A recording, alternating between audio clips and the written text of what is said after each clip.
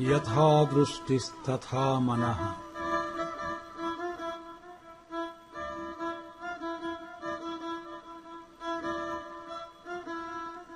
यथा मनस्तथा भावः।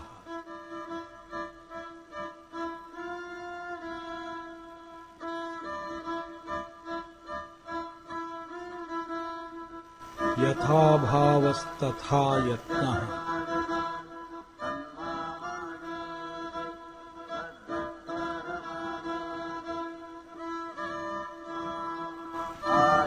यथा यत्नस्तथा फलम्।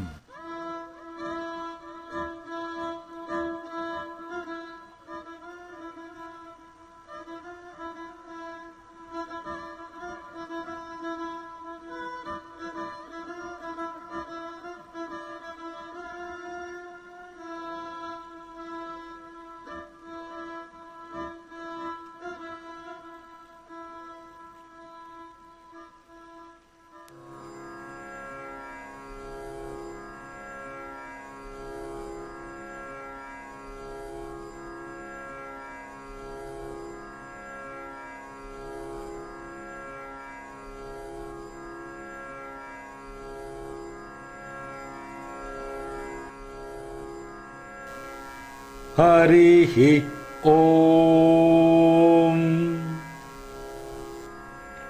अथ तृतीयोऽध्यायः। कर्मयोगः। अर्जुन उवाच जायसी चेत् कर्मणस्ते मता बुद्धिर्जनार्दन तत्किं कर्मणि घोरे मां नियोजयसि केशव। अर्जुन उवाच जायसी चेत् कर्मणस्ते मता बुद्धिर्जनार्दन तत्किं कर्मणि घोरे मां नियोजयसि केशव। व्यामिश्रेणेव वाक्येन बुद्धिं मोहयसीव मे तदेकं वद निश्चित्य येन श्रेयोऽहमाप्नुयाम्।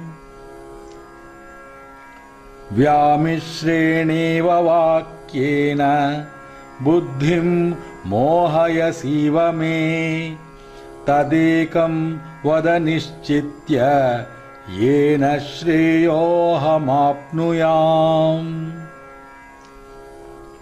श्रीभगवान् उवाच लोकेऽस्मिन् द्विविधा निष्ठा पुरा प्रोक्ता मया नघ ज्ञानयोगेन साङ्ख्यानां कर्मयोगेन योगिनाम्। श्रीभगवान् उवाच लोकेऽस्मिन् द्विविधा निष्ठा पुरा प्रोक्ता मया नघ ज्ञानयोगेन साङ्ख्यानां कर्मयोगेन योगिनाम्। न कर्मणाम् अनारम्भात् नैष्कर्म्यं पुरुषोऽश्नुते न च सन्न्यासनादेव सिद्धिं समधिगच्छति। न कर्मणाम् अनारम्भात् नैष्कर्म्यं पुरुषोऽश्नुते न च सन्न्यासनादेव सिद्धिं समधिगच्छति। न हि कश्चित् क्षणमपि जातु तिष्ठति अकर्मकृत् कार्यते ह्यवशः कर्म सर्वः प्रकृतिजैः गुणैः। न हि कश्चित् क्षणमपि जातु तिष्ठति अकर्मकृत् कार्यते ह्यवशः कर्म सर्वः प्रकृतिजैः गुणैः। कर्मेन्द्रियाणि संयम्य य आस्ते मनसा स्मरन् इन्द्रियार्थान् विमूढात्मा मिथ्याचारः स उच्यते। कर्मेन्द्रियाणि संयम्य य आस्ते मनसा स्मरन् इन्द्रियार्थान् विमूढात्मा मिथ्याचारः स उच्यते।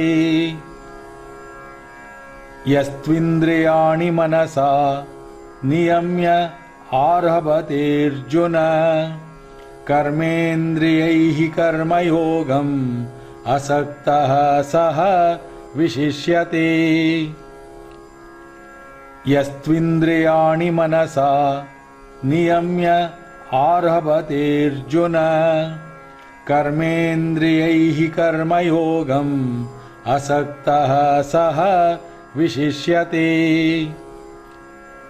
नियतं कुरु कर्म त्वं कर्म ज्यायो ह्यकर्मणः शरीरयात्रापि च तेन प्रसिद्ध्येत् अकर्मणः। नियतं कुरु कर्म त्वं कर्म ज्यायो ह्यकर्मणः शरीरयात्रापि च तेन प्रसिद्ध्येत् अकर्मणः। यज्ञार्थात् कर्मणोऽन्यत्र लोकोऽयं कर्मबन्धनः तदर्थं कर्म कौन्तेय मुक्तसङ्गः समाचर। यज्ञार्थात् कर्मणोऽन्यत्र लोकोऽयं कर्मबन्धनः तदर्थं कर्म कौन्तेय मुक्तसङ्गः समाचर। सह यज्ञाः प्रजाः सृष्ट्वा पुरोवाच प्रजापतिः अनेन प्रसविष्यध्वम् एषवोऽस्तु इष्टकामधक्। सह यज्ञाः प्रजाः सृष्ट्वा पुरोवाच प्रजापतिः अनेन प्रसविष्यध्वम् एषवोऽस्तु इष्टकामधक्। देवान् भावयतानेन ते देवा भावयन्तु वः परस्परं भावयन्तः श्रेयः परमवाप्स्यथ। देवान् भावयतानेन ते देवा भावयन्तु वः परस्परं भावयन्तः श्रेयः परमवाप्स्यथ। इष्टान् भोगान् हि वो देवाः दास्यन्ते यज्ञभाविताः तैर्दत्तान् अप्रदाय एभ्यः यो भुङ्क्ते स्तेन एव सः। इष्टान् भोगान् हि वो देवाः दास्यन्ते यज्ञभाविताः तैर्दत्तान् अप्रदाय एभ्यः यो भुङ्क्ते स्तेन एव सः। यज्ञशिष्टाशिनः सन्तः मुच्यन्ते सर्वकिल्बिषैः भुञ्जते ते त्वघं पापाः ये पचन्ति आत्मकारणात्।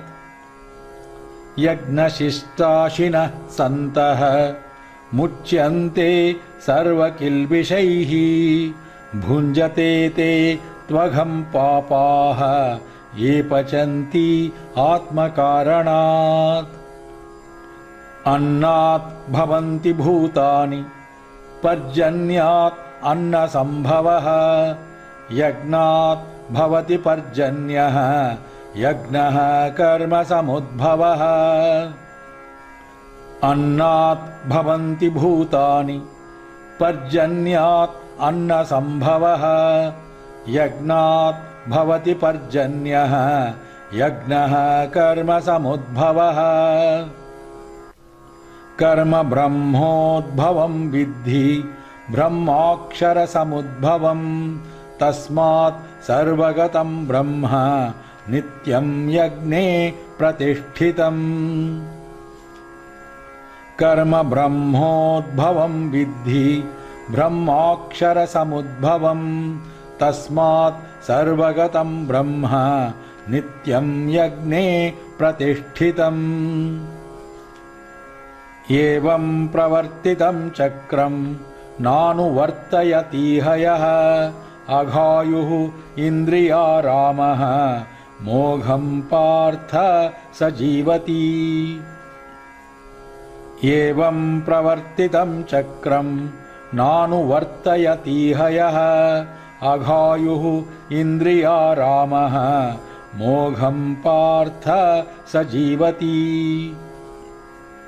यस्तु आत्मरतिरेव स्यात् आत्मतृप्तश्च मानवः आत्मन्येव च सन्तुष्टः तस्य कार्यं न विद्यते यस्तु आत्मरतिरेव स्यात् आत्मतृप्तश्च मानवः आत्मन्येव च सन्तुष्टः तस्य कार्यं न विद्यते नैव तस्य कृतेनार्थः नाकृतेनेह कश्चन न चास्य सर्वभूतेषु कश्चित् अर्थव्यपाश्रयः नैव तस्य कृतेनार्थः नाकृतेनेह कश्चन न चास्य सर्वभूतेषु कश्चित् अर्थव्यपाश्रयः तस्मात् असक्तः सततं कार्यं कर्म समाचर असक्तो हि आचरन् कर्म परमाप्नोति पूरुषः तस्मात् असक्तः सततं कार्यं कर्म समाचर असक्तो हि आचरन् कर्म परमाप्नोति पूरुषः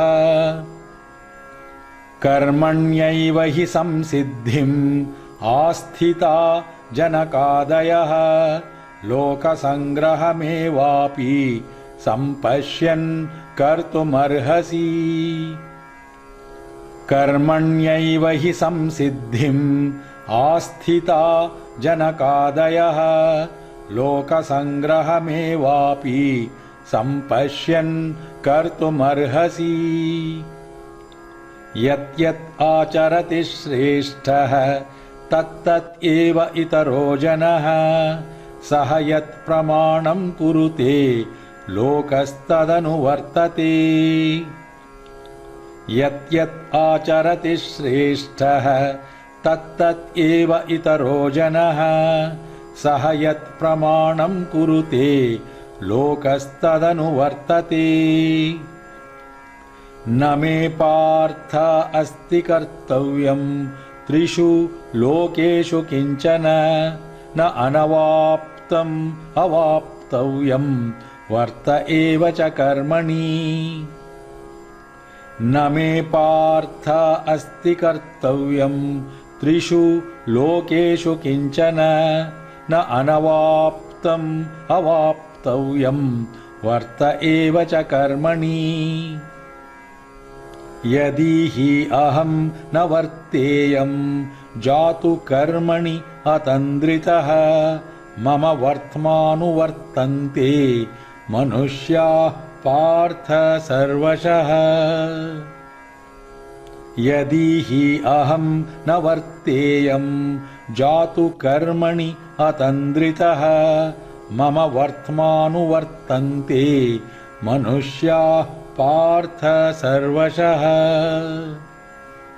उत्सीदेयुः इमे लोकाः न कुर्यां कर्म चेदहम् शङ्करस्य च कर्ता स्याम् उपहन्याम् इमाः प्रजाः उत्सीदेयुः इमे लोकाः न कुर्यां कर्म चेदहम् शङ्करस्य च कर्ता स्याम् उपहन्याम् इमाः प्रजाः सक्ताः कर्मण्यविद्वांसः यथा कुर्वन्ति भारत कुर्यात् विद्वान् तथा सक्तः चिकीर्षुः लोकसंग्रहम् सक्ताः कर्मण्यविद्वांसः यथा कुर्वन्ति भारत कुर्यात् विद्वान् तथा सक्तः चिकीर्षुः लोकसंग्रहम् न बुद्धिभेदं जनयेत् अज्ञानां कर्मसङ्गिनां जोषयेत् सर्वकर्माणि विद्वान् युक्तः समाचरन् न बुद्धिभेदं जनयेत् अज्ञानां कर्मसङ्गिनां जोषयेत् सर्वकर्माणि विद्वान् युक्तः समाचरन् प्रकृतेः क्रियमाणानि गुणैः कर्माणि सर्वशः अहङ्कारविमूढात्मा कर्ताहमिति मन्यते प्रकृतेः क्रियमाणानि गुणैः कर्माणि सर्वशः अहङ्कारविमूढात्मा कर्ताहमिति मन्यते तत्त्ववित्तु महाबाहो गुणकर्मविभागयोः गुणा गुणेषु वर्तन्ते इति मत्वा न सज्जते तत्त्ववित्तु महाबाहो गुणकर्मविभागयोः गुणा गुणेषु वर्तन्ते इति मत्वा न सज्जते प्रकृतेर्गुणसम्मूढाः सज्जन्ते गुणकर्मसु तान् अकृत्स्नविदो मन्दान् कृत्स्नवित् न विचालयेत् प्रकृतेर्गुणसम्मूढाः सज्जन्ते गुणकर्मसु तान् अकृत्स्नविदो मन्दान् कृत्स्नवित् न विचालयेत् मयि सर्वाणि कर्माणि सन्न्यस्य अध्यात्मचेतसा निराशीर्निर्ममो भूत्वा युध्यस्व विगतज्वरः मयि सर्वाणि कर्माणि सन्न्यस्य अध्यात्मचेतसा निराशीर्निर्ममो भूत्वा युध्यस्व विगतज्वरः ये मे मतमिदं नित्यम् अनुतिष्ठन्ति मानवाः श्रद्धावन्तो न सूयन्तः मुच्यन्ते तेऽपि कर्मभिः ये मे मतमिदं नित्यम् अनुतिष्ठन्ति मानवाः श्रद्धावन्तो न सूयन्तः मुच्यन्ते तेऽपि कर्मभिः ये त्वेतत् अभ्यसूयन्तः नानुत्तिष्ठन्ति मे मतम् सर्वज्ञानविमूढान्तान् विद्धि नष्टान् चेतसः ये त्वेतत् अभ्यसूयन्तः नानुत्तिष्ठन्ति मे मतम् सर्वज्ञानविमूढान्तान् विद्धि नष्टान् चेतसः सदृशं चेष्टते स्वस्याः प्रकृतेः ज्ञानवानपि प्रकृतिं यान्ति भूतानि निग्रहः किं करिष्यति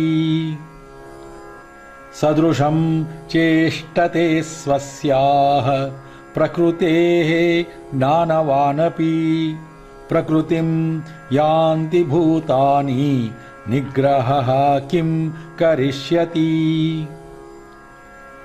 इन्द्रियस्य इन्द्रियस्यार्थे रागद्वेषौ व्यवस्थितौ तयोर्न वशमागच्छेत् तौ हि अस्य परिपन्थिनौ इन्द्रियस्य इन्द्रियस्यार्थे रागद्वेषौ व्यवस्थितौ तयोर्न वशमागच्छेत् तौ हि अस्य परिपन्थिनौ श्रेयान् स्वधर्मो विगुणः परधर्मात् स्वनुष्ठितात् स्वधर्मे निधनं श्रेयः परधर्मो भयावहः श्रेयान् स्वधर्मो विगुणः परधर्मात् स्वनुष्ठितात् स्वधर्मे निधनं श्रेयः परधर्मो भयावहः अर्जुन उवाच अथ केन प्रयुक्तोऽयं पापं चरति पूरुषः अनिच्छन्नपि वाष्णेय बलादिव नियोजितः अर्जुन उवाच अथ केन प्रयुक्तोऽयं पापं चरति पूरुषः अनिच्छन्नपि वाष्णेय बलादिव नियोजितः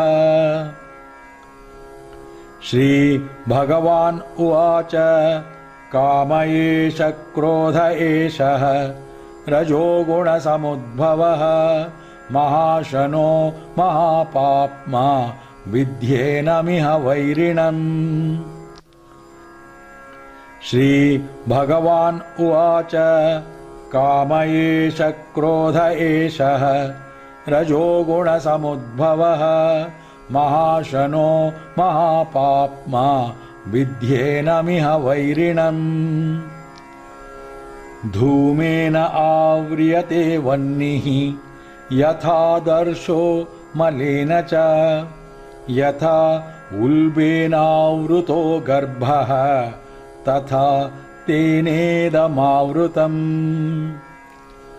धूमेन आव्रियते वह्निः यथादर्शो मलेन च यथा उल्बेनावृतो गर्भः तथा तेनेदमावृतम् आवृतं ज्ञानमेतेन ज्ञानिनो नित्यवैरिणा कामरूपेण कौन्तेय दुष्पूरेण अनलेन च आवृतं ज्ञानमेतेन ज्ञानिनो नित्यवैरिणा कामरूपेण कौन्तेय दुष्पूरेण अनलेन च इन्द्रियाणि मनो बुद्धिः अस्याधिष्ठानमुच्यते एतैः विमोहयत्येषः ज्ञानमावृत्य देहिनम् इन्द्रियाणि मनो बुद्धिः अस्याधिष्ठानमुच्यते एतैः विमोहयत्येषः ज्ञानमावृत्य देहिनम् तस्मात् त्वम् इन्द्रियाण्यादौ नियम्य भरतर्षभ पाप्मानं प्रजहिह्येनं ज्ञानविज्ञाननाशनम् तस्मात् त्वम् इन्द्रियाण्यादौ नियम्य भरतर्षभ पाप्मानं प्रजहिह्येनं ज्ञानविज्ञाननाशनम् इन्द्रियाणि पराण्याहुः इन्द्रियेभ्यः परं मनः मनसस्तु परा बुद्धिः यो बुद्धेः परतस्तु सः इन्द्रियाणि पराण्याहुः इन्द्रियेभ्यः परं मनः मनसस्तु परा बुद्धिः यो बुद्धेः परतस्तु सः एवं बुद्धेः परं बुद्ध्वा संस्तभ्य आत्मानमात्मना जहि शत्रुं महाबाहो कामरूपं दुरासदम् एवं बुद्धेः परं बुद्ध्वा संस्तभ्य आत्मानमात्मना जहि शत्रुं महाबाहो कामरूपं दुरासदम्। ॐ तत्सदिति श्रीमद्भगवद्गीतासु उपनिषत्सु ब्रह्मविद्यायां योगशास्त्रे श्रीकृष्णार्जुनसंवादे कर्मयोगो नाम तृतीयोऽध्यायः। हरिः ॐ।